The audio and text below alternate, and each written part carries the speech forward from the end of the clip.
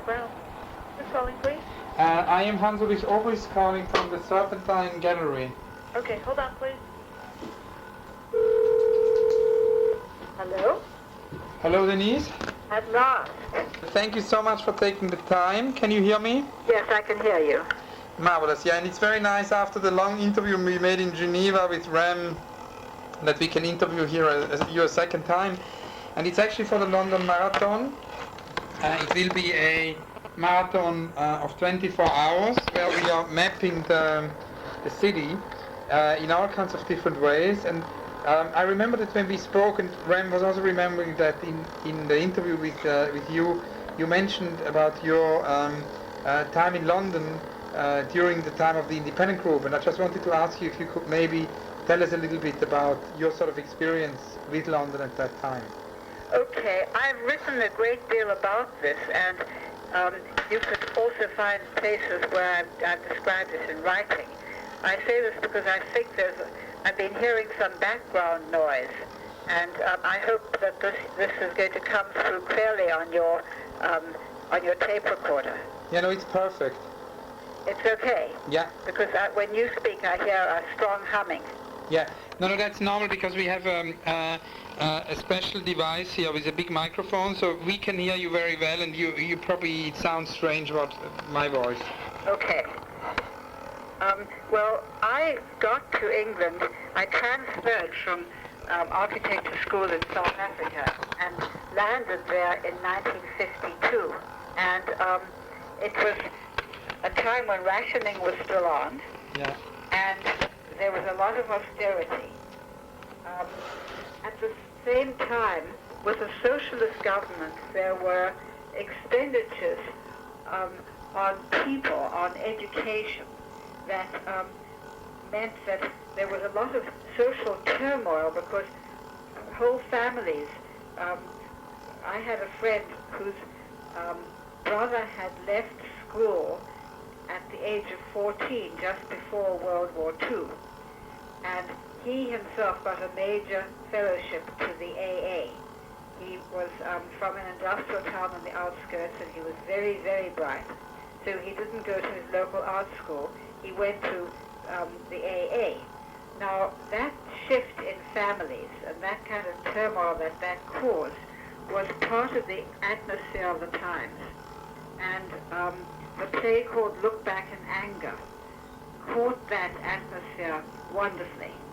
And when we saw it, when the curtain opened on that play and you saw the student flat, student apartment in London, every student in the play started laughing because it had our lives so perfectly. Yeah.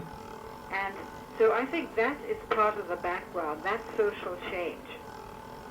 And then if you want to speak more specifically about the new brutalism and the independent group and all of that, I would say that you'd have to probably think about the fact that there was a great deal of rebuilding going on all over Europe and including London, and with government involved.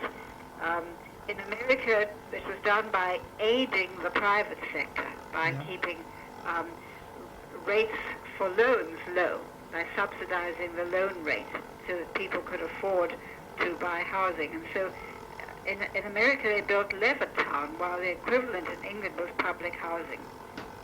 And then the idea was to rebuild for people bombed in London, to rebuild for them in the green belt outside of London as a part of the replanning of London.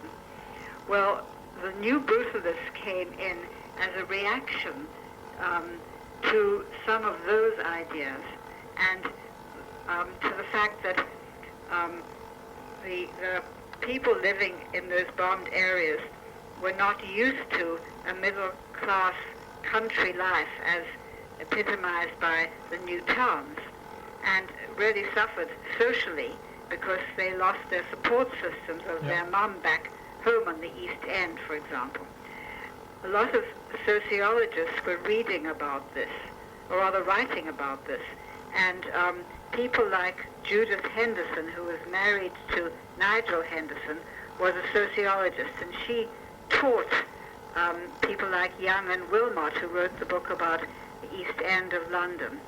Well, the Smithsons, having arrived from the north of England just about the same time I got there, were influenced by that kind of writing and thinking and the reaction which said the way people lived in the East End, which was a life on the street, it could be a metaphor for that way of life, street corner society, it got called by American sociologists. That way of life was a support system for very poor families, and by moving them to Ville-Radiers or to new towns, it didn't really matter which, you were causing more social pain than you realized, even if you had their best interests at heart. So that was a very big and important theme, not so much around everyone at the AA, but certainly around the group that I eventually became a part of. Now this is very interesting, because when we recorded the interview in Geneva, we discussed a lot learning from Las Vegas, and that sort of whole idea of looking at sort of urban conditions as found. Yes. And that's obviously something, when I spoke to Peter Smithson, that sort of whole notion of the as found played a very important role in England in the 50s. So I was wondering if you could talk maybe a little bit about this, and also if there was any kind of relationship to the sort of beginnings of pop art, to Richard Hamilton. Yes, absolutely. You see, I came to England already interested in the as found, as you call it. First of all, an early theme of the 30s and 40s was to pick up pebbles off the beach, or to love pieces of driftwood and to use them for art and decoration. And Henry Moore, for example, was part of that movement. And also a parallel theme there was primitive art. So those were the objets trouvés, the as found of the 1930s and 40s. And then I, growing up in Africa, felt that the English condescension about my landscape was all wrong. And so I looked at the as found as the existing all around me in African culture and in the African landscape. Then I got to England and I found the as found they were talking about was lower middle class and working class street life. And that was what interested them at that point as the existing city that you should learn from. And of course we all knew about learning from, because Gropius went and looked at grain silos in America, or he didn't. Someone gave him the photographs of them and he realized what their value was. So that as found theme was right in there, coming from early modern architecture and art, and transferred to social questions in England. Parallel to that, there were people, might have been discovering African culture and African indigenous reactions to industrial culture. Yeah. English were discovering American culture, and this hated and loved vulgarism. That everyone has a vulgar American cousin, and the damn guy made a lot of money and made the English jealous because they knew they were brighter than he was, and certainly less vulgar. Suddenly the vulgarity began to have some kind of a cachet.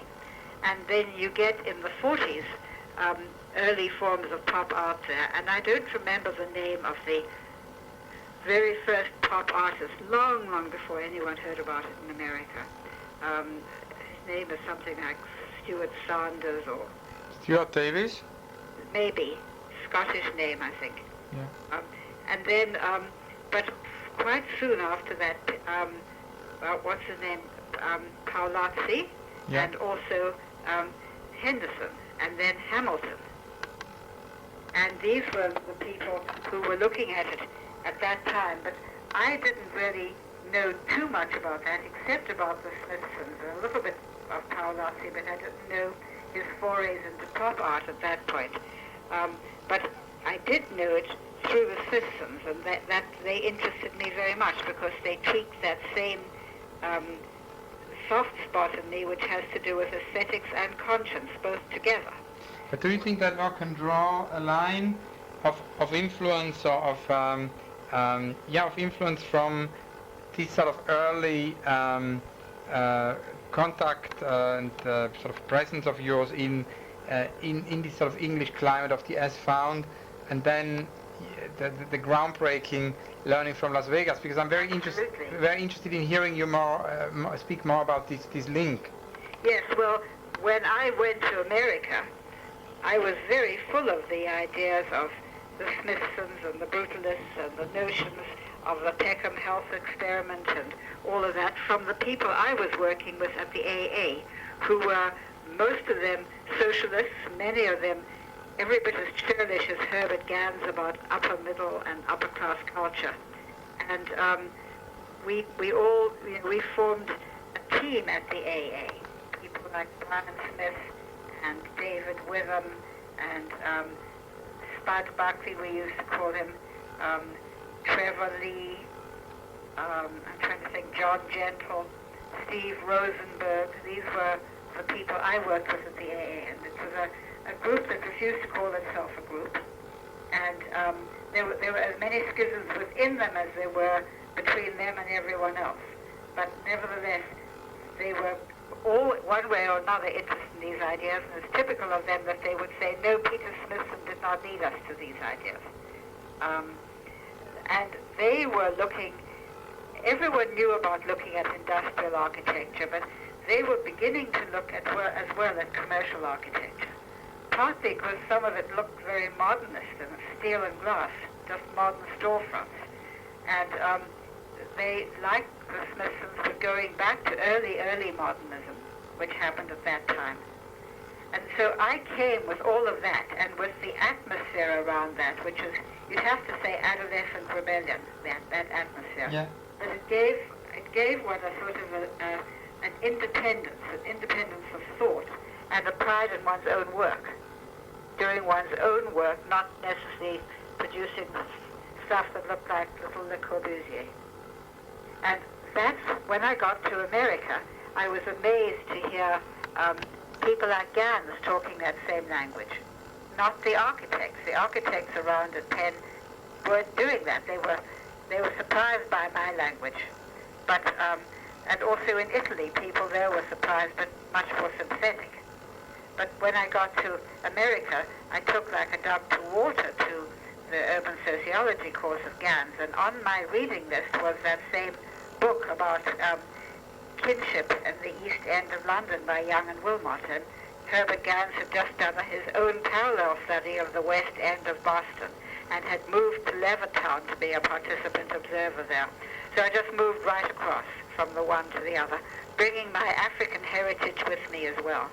So one can say that was really a very direct kind of link. Absolutely, I was very conscious of that. And then I've written about that particular link in that book on, I think it's the book on the independent group published by MIT Press. Now what is interesting is that in relation to that, we're going to have Richard Hamilton in the marathon. He's going to speak tomorrow on Friday.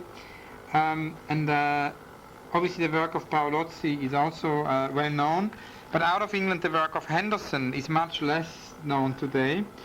And you've mentioned him quite a lot in this conversation. I mean, one of the things which is also interesting about this whole idea of doing a London interview marathon is to talk obviously about the present and the future of the city, but it's also about the memory. And as Eric Hobsbawm told me last week when we prepared the marathon, he said maybe we should also have a protest against forgetting, because there is such a degree of amnesia, and I like this idea of a protest against forgetting. And so I was wondering if maybe you can tell us a little bit more about the importance of Henderson, because I think that could be interesting. Well, you see, I really know very little about him, and I never met him. And but I think some of his photography, but I remember only one very clearly, which was a photograph of a newsstand. Yeah. And it had everything about it that we wouldn't have done. In fact, the funny thing was that Robert Scott Brown was photographing a whole lot in Venice, he and I together. And we took a photograph of a newsstand there because it just had that same aesthetic quality that we liked. And then after that, we came across the photograph by Henderson. But obviously the aesthetic interest, the way of seeing that was around the independent group was what we had made us photograph that newsstand in Venice without ever having seen it, but the influence of that kind of vision was what made us do it. Then there's also Hamilton, isn't that right? And he was the one who did those voice boxes over pictures of American popular culture. Yes. And you'll notice that our Renwick exhibition of signs of life, symbols in the city, the part on housing, has got those same kind of voice boxes. Very interesting. Yes. And now to basically come from the past to the present, we are doing this London Marathon in 2006, and I mean, as much as it is impossible to do a portrait of a city, because the city being too complex always and escaping this idea of being seized in a portrait, still with Rem Koolhaas very interested in this idea of this impossibility of a possibility of what could be a sort of a synthetic image of the city. And I was somehow wondering if you could talk a little bit about this, your view on that. Can one make a portrait of a city? Can one make a project of a city? A portrait. A portrait of a city. Yeah. Well, you know, great artists can do things like that by their own trained intuition, and they can do their thing, and somehow out of it comes a portrait of a city. But probably, like all labels and titles, it's better given afterwards, not before the event. Yeah. In other words, it's easier to say, oh, in effect, we produced this portrait, which 20 years later we realized was catching a moment in the city's life. But hard to go with the purpose of doing that. You might lose it by having that purpose.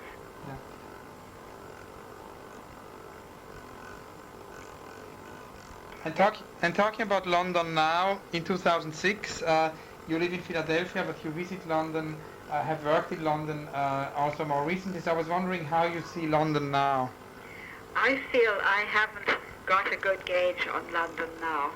I'm fascinated by the fact that it's so much. It was a pretty diverse place when I was there, but that the whole of England has become very much more diversified. It's as if the colonies finally fought back. Yeah. And that I gather also that people like it that way. Because another thing I could imagine is that not London, but the counties around it and other parts of England would resent this influx. But it sounds as if there's a large population that feels the England that's there now, with its variety and its multiculturalism, is a much better place, which would make me very happy. But when we were last there, which was I think 2 years ago or a little more, it was a very brief trip. We were in Southwark because we were at a conference there, Southwark, I'm sorry. And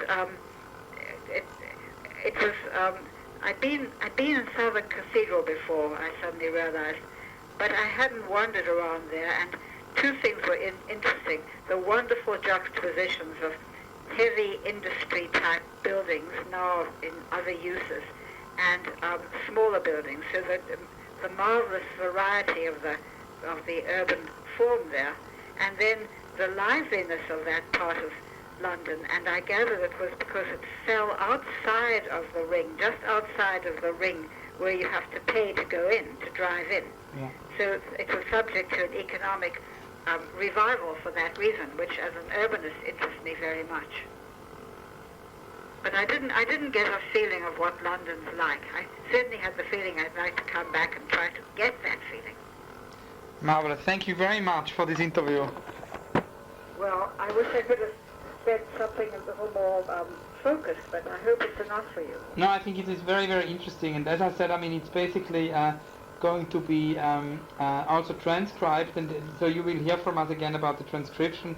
And then we can always still add things, you know, later to the transcription if you want to make changes. Wonderful. Thank you so much. Thanks very, very much. And my best regards also to your husband. Yes, I will. I'll send that. Thank you. Also from Rem Koolhaas. He's sending very best regards to both of you. Well, us too. You should tell him one thing. I gave a talk on the art in waste. Yeah.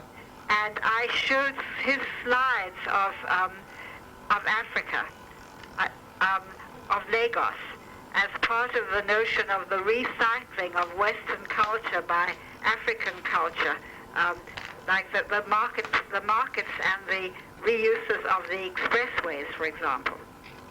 So he figured in my slide lecture. Marvelous. I will tell him tonight. Tell him that. Thank you so much. Okay. See you bye-bye. soon. Thank That's you. all right. Bye. Bye-bye.